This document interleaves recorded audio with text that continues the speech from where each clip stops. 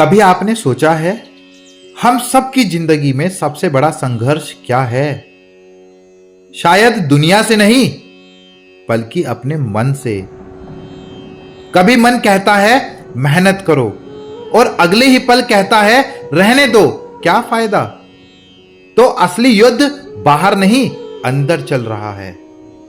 भगवान श्री कृष्ण ने इसी अंदरूनी युद्ध का समाधान दिया है भगवत गीता के अध्याय 6 में, जिसे कहते हैं ध्यान योग। आज हम इस अध्याय के पहले 5 श्लोकों को समझेंगे इतनी गहराई से कि शायद आज आपकी सोच ही बदल जाए। श्लोक नंबर 1 का अर्थ है कि भगवान श्री कृष्ण कहते हैं जो व्यक्ति अपने कर्म के फल पर आश्रित नहीं रहता और केवल अपना कर्तव्य निभाता है, वही सच्चा सन्यासी और योगी है, न कि वह जो कर्म छोड़ देता है। अक्सर लोग सोचते हैं कि सन्यास का मतलब है सब कुछ छोड़ देना, पर कृष्ण कहते हैं सन्यास का असली मतलब है आसक्ति छोड़ना, कर्तव्य नहीं। काम करो लेकिन उसके फल की चिंता मत करो। जब हम केवल परिणाम के लिए मेहनत करते हैं तो तनाव मिलता है, पर जब हम कर्तव्य के लिए काम करते हैं तो शांति मिलती है। यही है योग का पहला कदम। कर्म में लगन रखो, लगाव नहीं। श्लोक नंबर 2 का अर्थ है कि हे अर्जुन, जिसे लोग सन्यास कहते हैं वही वास्तव में योग है। जो व्यक्ति अपनी इच्छाओं को नहीं छोड़ता वह कभी योगी नहीं बन सकता। हम सबके भीतर इच्छाओं का तूफान चलता रहता है। मुझे ये चाहिए, मुझे वो चाहिए, और हर इच्छा एक नया तनाव लाती है। कृष्ण कहते हैं योग तब आता है जब हम अपने मुझे चाहिए को, जो है वही पर्याप्त है, में बदल देते हैं। सन्यास का मतलब दुनिया छोड़ना नहीं बल्कि इच्छाओं पर विजय पाना है।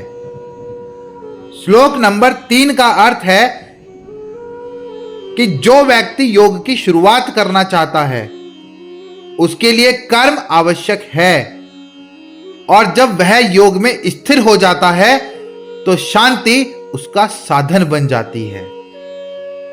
जब कोई साधक शुरुआत करता है तो उसे नियमित अभ्यास, अनुशासन और परिश्रम की जरूरत होती है, लेकिन जब वह योग में निपुण हो जाता है तो भीतर की शांति उसका स्वभाव बन जाती है।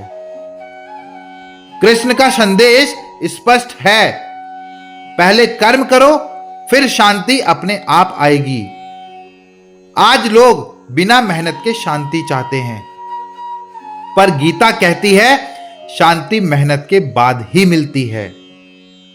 श्लोक नंबर 4 का अर्थ है कि जब मनुष्य इंद्रियों के विषयों में आसक्त नहीं रहता और अपने सभी इच्छाओं को त्याग देता है तब उसे योग में स्थिर कहा जाता है। आज हमारी जिंदगी इंद्रियों की गुलाम बन चुकी है। मोबाइल की स्क्रीन, स्वाद की लालसा, तारीफ की उम्मीद।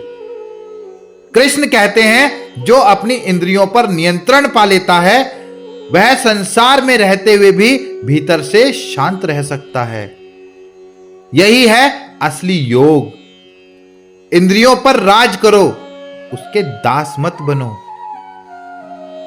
श्लोक नंबर 5 का अर्थ है कि मनुष्य को अपने आप को ऊंचा उठाना चाहिए, अपने आप को नीचे नहीं गिराना चाहिए, क्योंकि मनुष्य का मन ही उसका मित्र है और मन ही उसका शत्रु है। कृष्ण यहां सबसे बड़ा सत्य बताते हैं, कोई दुश्मन हमें हरा नहीं सकता जब तक हमारा मन हमारे साथ है, और कोई मित्र हमें बचा नहीं सकता अगर हमारा मन हमारे खिलाफ है। हर बार जब आप कहते हैं मुझसे नहीं होगा, तो आप अपने सबसे बड़े दोस्त अपने मन को दुश्मन बना लेते हैं। इसलिए अपने भीतर के मन को जीत लो, बाकी दुनिया अपने आप जीत जाओगे। जिसने खुद को जीत लिया उसने सब जीत लिया। तो इन 5 श्लोकों में भगवान श्री कृष्ण ने हमें पूरी जिंदगी का सार दे दिया है। दुनिया को बदलने की जरूरत नहीं है, बस अपने मन को समझने की जरूरत है। क्योंकि जब मन संभल गया तो सब संभल गया।